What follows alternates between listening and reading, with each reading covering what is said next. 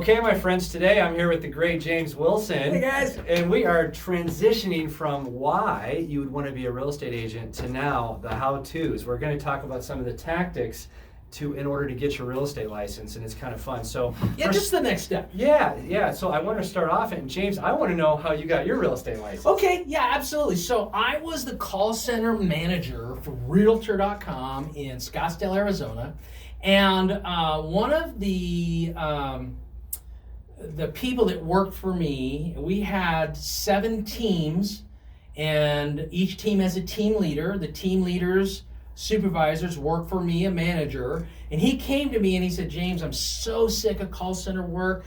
I've been working call centers for like 15 years, and I want to get into real estate sales, but I really need some help studying for my real estate test. Would you help me out? And I said, sure, I would do that. We're in the real estate space. I want to have better customer service. I'll help you study. He said, great, come Thursday night. Here's the address. It's just down the street here from the office over on Scottsdale Road and Shea Boulevard. And Thursday night at 5:45. And I said, great, we got off work around 5, so yeah, I'll swing on by and we'll study. Nice. Now, interestingly, you got your license in 2001, right? I finished and got my license in 2001, Yeah. which means I started going to school in early 2001. Okay. Same year I got my license. That's crazy. Yeah, We've been in the business about 20 years, about the same time. We were both in the Navy, right? I was in the Air Force. Yeah, Air Force, sorry. I'm not even going to tell Navy jokes. Yeah, It's all I was good. waiting for one, actually. No, I'm not even going to tell. Yeah, both veterans, so that's kind of cool. So, well, my story is interesting. I was working in corporate America, and I got my license because I just wanted to try real estate, and I was excited about it. It excited me. Everything about real estate, I was like, wow, that's so neat. So I started out, I was working a corporate job from 10:30 at night to 6:30 in the morning. Okay. On a manufacturing line where they made microprocessors. So we call it the graveyard shift? Yes. Okay. So I'd go in, I'd put the bunny suit on. They're called bunny suits because you're in a clean room Clean environment. room. Gotcha. So I would get out of that bunny suit maybe twice a shift, and the whole time I'm in a full bunny suit. Yeah. And I would go to school in the evenings from 6 to 10. Okay. And then I would go straight over to my corporate job, clock in at 10:30, work till 6:30. Yeah. And then I would basically sleep and start it all over again. Yeah, my classes were 6 to 10, and they do that on purpose. Yeah. 6 to 10 at night, because almost everybody has another job when they're going to real estate school. Yeah. Not everybody, but almost everybody, a majority of people. Right. And as you go to school, we have choices to make. You can go in person or you can go online.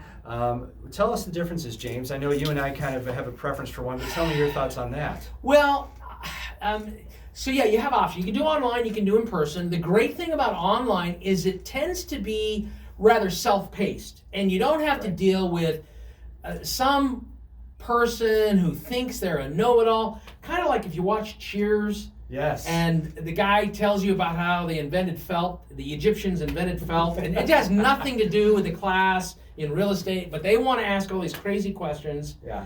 And so going online is good for those people that are motivated internally. They want to get this done at a faster pace, and they're just trying to get the content to check the boxes so they can get their license. Right, because when you take these courses, right, they're not really designed to help you practice real estate, right, James? Oh, they're made for one thing and one thing only, and that is pass the test. There's only one reason to go to real estate school, that's to pass the test. that's it, and that's it. We have some really good instructors in our state, and they're so good at it. They know all the exit surveys of agents that have gone in and taken these tests. They know exactly what's on these tests, and that's all they teach is just how to pass it.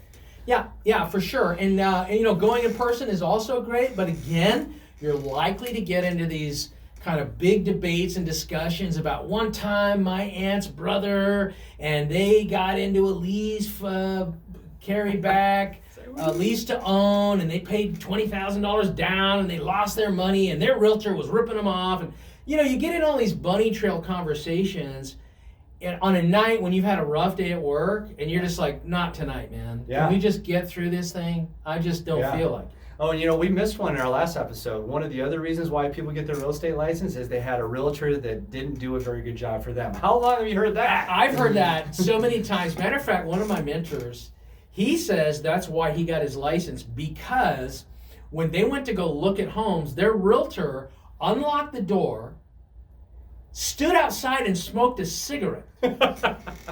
And when they walked through the house and came back out, the guy goes, "So what do you think? You want to buy it?" I mean, that was the extent of their representation. What a sales experience.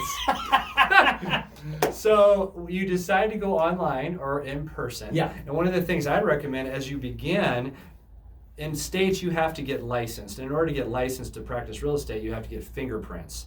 So oftentimes that fingerprint process could last for weeks. So it's always a good idea to apply to get your fingerprints earlier on in the process. That way when you're finally done with school and you're ready to get licensed, you got those puppies ready. Yeah, you need to get fingerprints and you need to have a clean record. They're going to do a background check, You do? right? You have So, a clean record? yeah, I mean, if you've had skirmishes with the law, Yeah.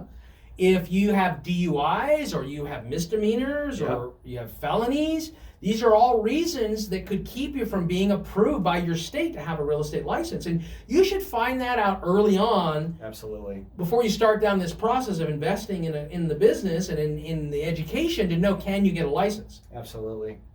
So we're in school, you're going online or you're taking the in-person courses. There's often very different choices you can make. You can go to 9-day crash courses. You can go to 3-week courses, 6-week courses. Typically they give you a certain amount of time to get done with all the classes, and it's really at your own pace, even in the in-person. So you're now getting to the point where you're starting to study to pass the test. So let's talk about some strategies on how you can get that test passed. Well, I think for me and what I coach people on is learning the vocabulary. We are, in our state specifically, we are writing contracts, and those contracts use English words. Those words have meaning, and the test writers use some tricks in writing the questions, and it can be challenging to even understand, like, well, what are they trying to ask me? Yeah, right. In fact, the way I studied is we had a huge bank of online questions, and I would continually go over and over and over, and it was that repetition, and I knew that if I did it enough times, I'd be ready. So you did the questions or flashcards? I did both. I did flashcards, I did the online questions, and I continually did them and just kept on doing them until I just felt like whatever different numbers they threw at me, I knew the concepts. And I knew the vocabulary. Yeah. I totally agree the vocabulary. You've got to understand what is the question they're asking, so when you look at the multiple choice answer, you'll know which one makes sense. Right. Because the words are similar, but they have different meanings. Yeah. And there's typically, if you get A, B, C, and D, multiple choice answer, there's usually one that's way out in left field. There's no way that could be the answer, right? Yeah. So if you have emblements, yes, and then let's say you have all types of other options on the test, and they're asking you a question about an emblement, or they're asking you about a fixture, or they like to use the term offer or offer or grantor or grantee. If you don't know the differences, you're going to be so confused. Right. And how much of that do we usually use in our real life real estate practice? If you're actually just doing regular real estate, you'll never use any of it. If you do James Wilson real estate, you will mess with some people on the counteroffer when you say that the grantor agrees to X and Y, and then you're going to get phone calls going, what are you talking about? Yeah, it kind of reminds me when I was in school, right? I took calculus, trigonometry. I actually kind of liked it, but I don't know if I've used calculus any time in the last few years. No, but these are testable items that the state needs to make sure you're dealing with someone's most expensive investment, the biggest purchase they're probably going to make in their life, and the state is certifying you as an expert. Yes, the Arizona Department of Real Estate, believe it or not, is not really out there to protect agents. They're there to protect the consumer.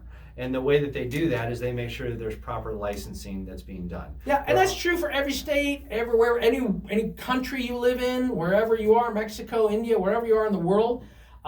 Each regulatory body is trying to protect the general public. And so there's all kinds of restrictions on rules and marketing and advertising. And so when you know the vocabulary and you understand the question, Now the multiple choice test is not that big of a deal. Yep, and every state's a little different, but typically you're going to have a school, then you're going to go to the classes, you'll take a school exam. Once you pass that school exam, then they invite you to sit for the state exam, that third-party exam that's administered, so you're able to get licensed. And that's a thrilling day. That's a thrilling day when you get that pass on that state exam and you're like, woo, yes! Yeah, absolutely. I mean, understand though, the school has a regulatory accreditation process they have to maintain with the state that they need a pass rate. A percentage of their students must pass the state final exam. And in order to do that, they quiz you before you even leave the school. So they're not even going to stamp you as good to go until you pass your school test. So the school test is not a barrier, it's actually a support. They think of those as practice tests to help you get through the hurdle. Absolutely. And then once you're doing good at the school test, you're ready to roll down to the state. That's it. Take the state exam, you get the big pass, and you're ready to go. And then you got to apply. You got to apply to get a license, right? That's the last step. Yeah, you do. You don't just pass and get a pass and now you're a realtor. No, you've got to apply with the state. There's an application, there's a fee over and above your real estate school fee. Yep, and that's why we say it's $1,500 somewhere in that range to start everything up. You pass your school test, you pass your state test, you apply to get a license, and then you're like, yes, and then you get to find a broker. And that's going to be in our next segment, right, James? Yeah, how to find a broker, what should you look for, what should you avoid, all those types of things, because you have to get a broker. There is no other option. We work in a general agency system. There's always a broker. You're an agent captive to that broker. You can only do business in the name on behalf of that broker. You can't work for more than one broker at a time, and we're going to go over that next time. Yeah, awesome. See you guys then. Have a great day. For now, it's James and Jeff saying see you later.